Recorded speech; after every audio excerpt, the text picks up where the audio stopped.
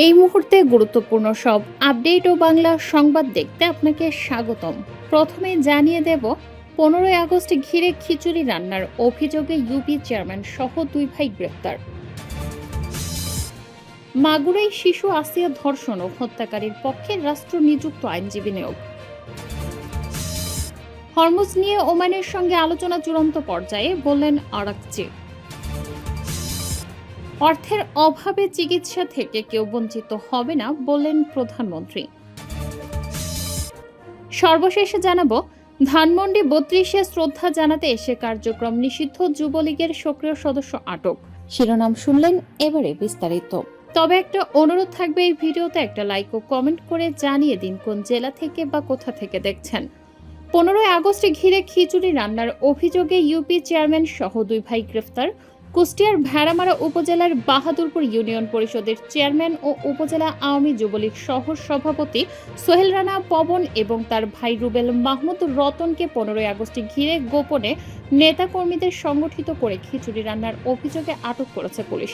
শুক্রবার 14ই আগস্ট রাত 12টার দিকে কুচিয়ামোড়া বাজার সংলগ্ন বাহাদুরপুর ইউনিয়ন পরিষদের পাশ থেকে তাদের গ্রেফতার করা হয়। গ্রেপ্তার সোহেল রানা পবন বাহাদুরপুর ইউনিয়ন পরিষদের চেয়ারম্যান ও কার্যক্রম নিষিদ্ধ আওয়ামী যুবলীগের উপজেলার সহ সভাপতি।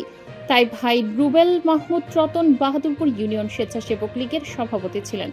ভেড়ামারা থানা সূত্রে জানা গেছে, বাহাদুরপুর ইউনিয়ন পরিষদের চেয়ারম্যান ও আওয়ামী যুবলীগ সহ সভাপতি সোহেল রানা পবন এবং তার ভাই রুবেল মাহমুদ রতন দীর্ঘদিন ধরে গোপনে দলীয় কার্যক্রম চালিয়ে আসছিলেন।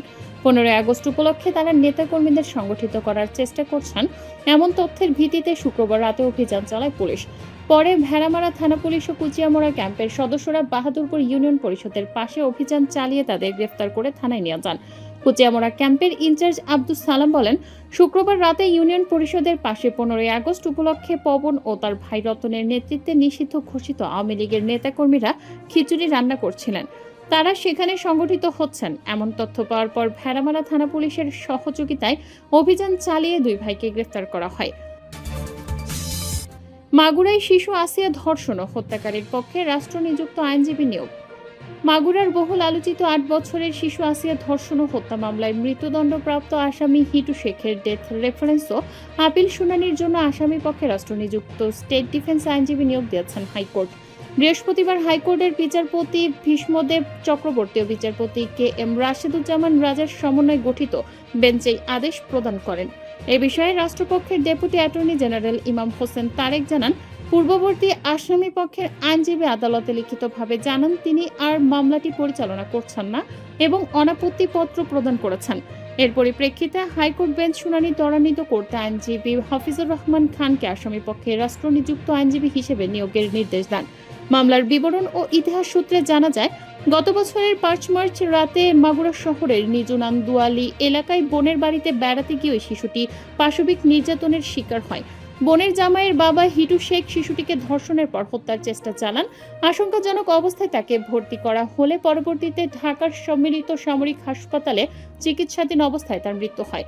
উক্ত ঘটনায় নিহত শিশুর মা বাদী হয়ে প্রধান আসামি হিটু শেখ সহ 4 জনের বিরুদ্ধে মামলা দায়ের করলে পুলিশ তাদের গ্রেফতার করে। পরবর্তীতে তদন্ত শেষে 2025 সালের 13 এপ্রিল পুলিশ আদালতে অভিযোগপত্র দাখিল করে এবং 23 এপ্রিল অভিযোগ গঠনের মাধ্যমে আনুষ্ঠানিক বিচার শুরু হয়। 29 জন সাক্ষীর সাক্ষ্য গ্রহণ ও যুক্তিতর্ক শেষে মাত্র 13 কার্যদিবসের দ্রুততম সময়ের মধ্যে বিচারিক প্রক্রিয়া শেষ হয়। একই বছরের 17 মে মাগুরার নারী ও শিশু নির্যাতন দমন ট্রাইব্যুনালের বিচারক এম জাহিদ হাসান মূল আসামি হিটু শেখকে 47 মৃত্যুদণ্ড ও 1 লাখ টাকা জরিমানার আদেশ দেন। মামলার অপর 3 আসামি সজীব শেখ, তার ভাই ও মা জাহিদা বেগমকে খালাস দেওয়া হয়। হরমুজ নিয়ে ওমানের সঙ্গে আলোচনায় চূড়ান্ত পর্যায়ে, বললেন আরাকচি। ইরান ও ওমানের মধ্যে হরমুজ প্রণালী নিয়ে আলোচনা খুব শিগগিরই একটি সমাধানে পৌঁছাতে পারে বলে জানিয়েছেন ইরানের পররাষ্ট্রমন্ত্রী আব্বাস আরাকচি। শনিবার 15ই আগস্ট মিডল ইস্ট আই এর এক প্রতিবেদনে এই তথ্য জানানো হয়েছে। আরাকচি জানান, 2 দেশের মধ্যে হরমুজ প্রণালীর যৌথ ব্যবস্থাপনা সংক্রান্ত এই আলোচনা অব্যাহত রয়েছে, তবে এটি যুক্তরাষ্ট্রের সঙ্গে চলা যুদ্ধবিরতির আলোচনা থেকে সম্পূর্ণ ভিন্ন ও আলাদা একটি বিষয়। তিনি আরও উল্লেখ করেন, জাহাজ চলাচলের জন্য হরমুজ প্রণালীর সামুদ্রিক পথ নির্ধারণ সম্পর্কিত একটি কারিগরি আলোচনা বর্তমানে চালু রয়েছে। আরাকচি বলেন, এটি একটি কারিগরি কাজ যা 2 দেশের বিশেষজ্ঞদের মধ্যে সম্পন্ন হচ্ছে এবং এতে সশস্ত্র বাহিনীও যুক্ত রয়েছে। তিনি আরও জানান, যে কোনো পরিস্থিতিতে তারাই এই বিষয়ের মূল সিদ্ধান্ত গ্রহণকারী। অর্থের অভাবে চিকিৎসা থেকে কেউ বঞ্চিত হবে না, বললেন প্রধানমন্ত্রী। অর্থের অভাবে কেউ চিকিৎসার সেবা থেকে আর বঞ্চিত হবে না বলে জানিয়েছেন প্রধানমন্ত্রী তারেক রহমান।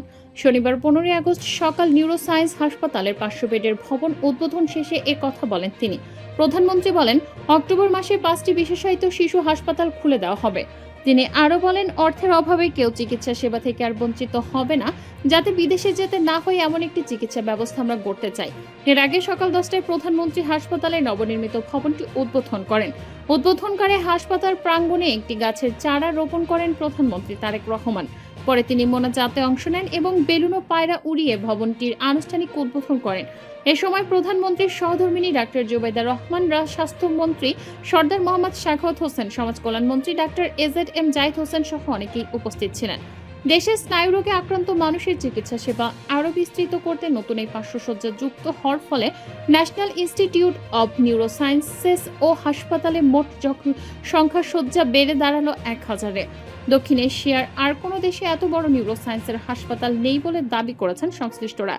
এর আগে 2012 সালের 10 তলা ভবন প্রথম 300 বেডের হাসপাতাল চালু করা হয়।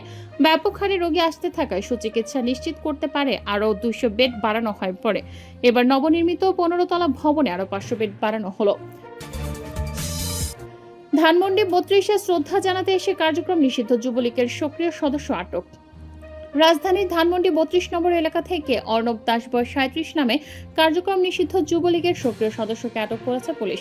শনিবার 15 আগস্ট সকালে ধানমন্ডি 32 এলাকায় অবস্থানকালে তাকে আটক করা হয়। পরে পুলিশের গাড়িতে করে তাকে ধানমন্ডি থানায় নেওয়া হয়।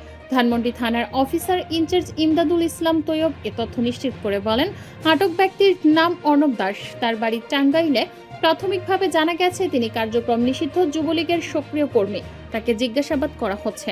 15 আগস্ট ঘিরে শুক্রবার দিবাগত রাত থেকেই ধানমন্ডি 32 নম্বর এলাকার নিরাপত্তা জোরদার করা হয়েছে জানিয়ে ওসি বলেন, যে কোনো পরিস্থিতি মোকাবেলায় পুলিশ প্রস্তুত রয়েছে।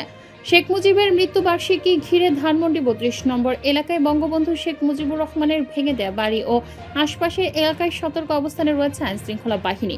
আজ সকাল থেকেই সেখানে পুলিশের ব্যাপক উপস্থিতি দেখা গেছে। সকাল থেকে বিভিন্ন গণমাধ্যমের সংবাদকর্মীরা সেখানে জড়ো হয়েছেন। একই সঙ্গে উৎসুক লোকজনকেও সেখানে ভিড় করতে দেখা গেছে। আইনশৃঙ্খলা বাহিনীর সদস্যদের ব্যাপক উপস্থিতির পাশাপাশি পুলিশের সজোয়া যানও প্রস্তুত রাখা হয়েছে। প্রসঙ্গত, আজ বঙ্গবন্ধু শেখ মুজিবুর রহমানের 51তম শাহাদাত বার্ষিকী। 1975 সালের 15 আগস্ট ভোররাতে ঘাতকরা বঙ্গবন্ধু শেখ মুজিবুর রহমানকে সপরিবারে হত্যা করে। সেই বর্বরচিত হত্যাকাণ্ডে ঘাতকদের হাত থেকে রেহাই পায়নি শিশু রাসেল, এমনকি অন্তঃসত্ত্বা নারীও। এই রাতে বুলেটের আঘাতে নৃশংসভাবে বঙ্গবন্ধুর পরিবারের 18 জনকে হত্যা করা হয়।